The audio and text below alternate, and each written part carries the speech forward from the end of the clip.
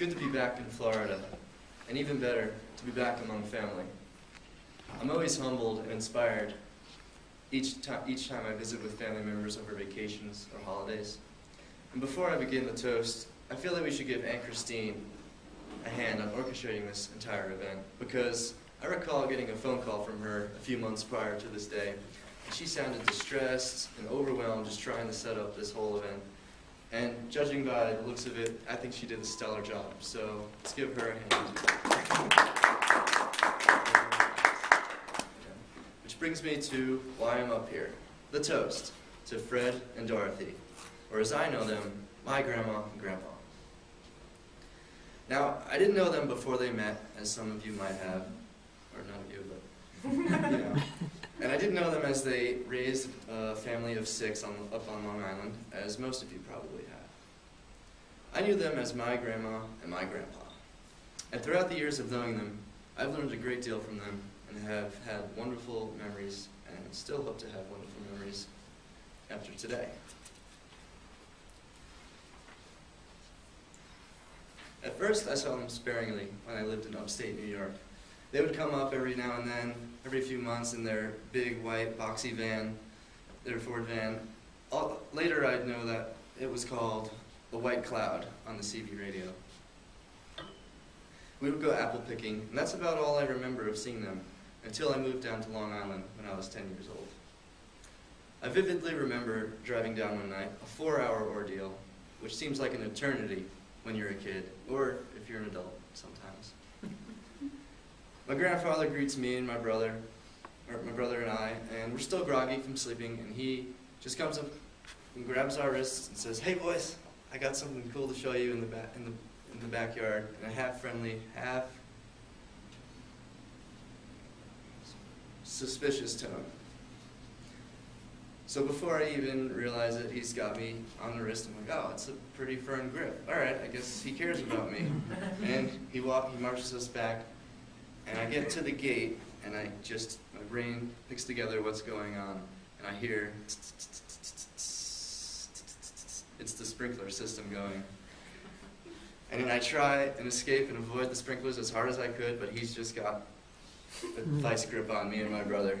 And he proceeds to serpentine all throughout the backyard and drenches all 3 of us, my brother, himself, and me. That was one of the many antics he would play on us, and I'm sure he's got many more to come. Grandma was the equalizer to the flamboyant shenanigans he liked to play, and to this day, I never quite remember her yelling at me. She was stern, but not outright yelling angry. I also remember as a kid one time, my brother and I acted up on a babysitter, and the sitter called my grandfather over. 5 minutes pass by, he pulls up in his van, jumps out, and grabs us, throws us in the van, and takes us to his house. We were in big trouble. He banished us to the den for, it seemed like an eternity, a few hours really. And then Grandma came home, and she lovingly greeted us with open arms, saying, "Oh, how are my grandchildren doing?" And he snaps, "Don't talk to them, they've been bad." He's like, "Oh, my boys would never do anything bad." And she always was accommodating and thoughtful, and making sure we had plenty of food when we went to the beach or on the boat, and had a ride from school and to our activities. She even let me borrow her car to take my driver's test license. And to give your 16-year-old grandson the car to take a driver's test license, I feel like that's pretty trustworthy, Grandma. And all throughout the years, we had adventures at Robert Moses Beach, sailing in the Back Bay, catching fish off the dock and off the boat, going into the city to check out Grandfather's fireboat he used to work on, and to check out the Statue of Liberty.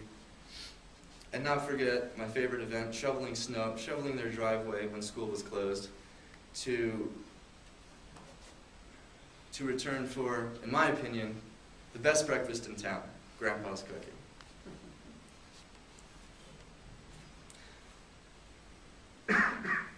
I remember always looking forward to Sunday night dinners playing Rummy Cube, even though if somebody did cheat and palm the Joker.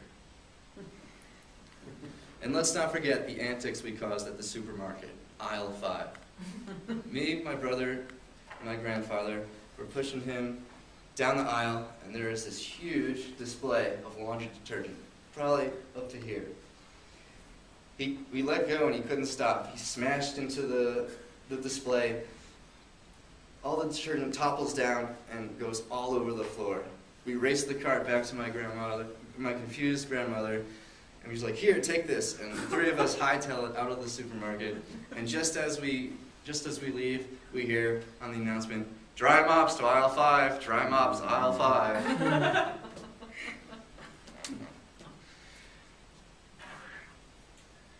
All through the years, as me and Ethan grew older, they supported us imparting their wisdom and stories that they've lived onto us, even though if we didn't really want to hear it. And they've always been terrific to their grandkids, and I've been grateful every time I've gotten to see them, because now I realize that not all families are as tight-knit and supporting as ours. And so I close out with a toast to Grandma and Grandpa, to their 50 wonderful years, and many more hereafter. And watch out, Grandpa. Me and my brother just might drag you through the sprinklers one night. Thank you.